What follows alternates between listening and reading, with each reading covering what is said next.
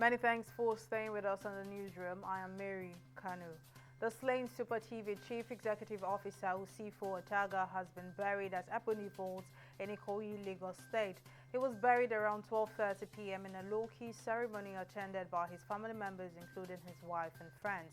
His corpse was found on June 16 at a short-let apartment on Adibowale Ocean Street in Lekki Phase 1, where he had checked in with his 21-year-old lover Chidima Ojukwu, a 300-level mass communication student at the University of Lagos.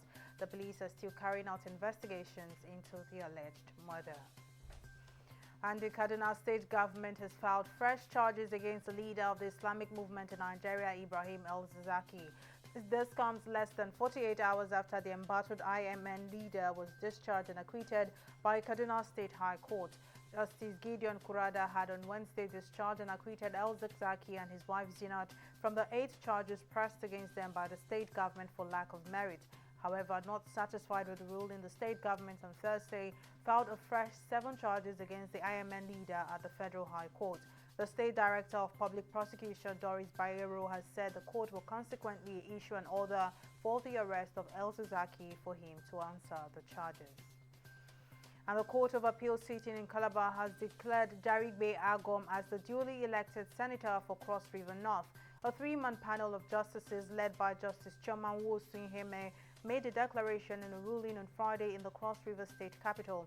By the decision, the court invalidated the certificate of return earlier issued to Senator Ode by INEC and directed the electoral umpire to withdraw it and declare Jarigbe as the lawful candidate of the People's Democratic Party (PDP) in the Cross River North Senatorial District by-election conducted by the Independent National Electoral Commission on December 5, 2020. And Kenya's Health Minister Mutahi Kagwe has suspended all public gatherings over rising COVID-19 cases. Kagwe urged Kenyans, including those who had been vaccinated, not to let their guard down, saying all public meetings planned for the next 30 days should be held virtually or cancelled.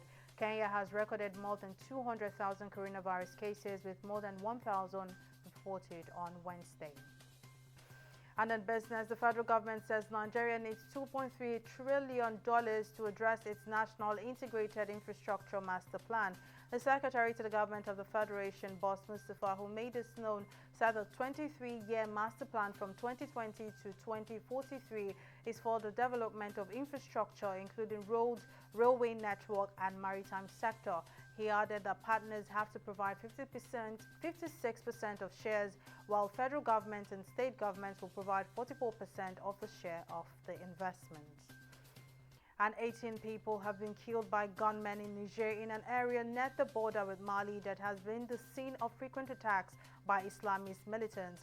Armed men on motorbikes attacked the village of Deye Koko, and in March an attack in the same district of Niger left 66 people dead.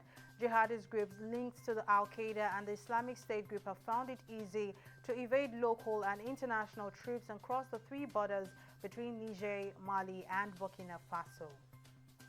And now in sports, Nigerian swimming representative Abiola Ogunbawo made history at the Tokyo Olympics by smashing the Nigerian women's 100 meters freestyle record.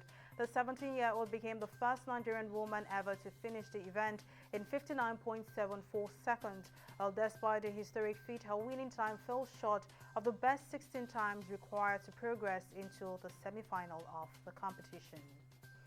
Well, that's all on the newsroom. Do join us at the top of the hour for more updates. Many thanks for watching.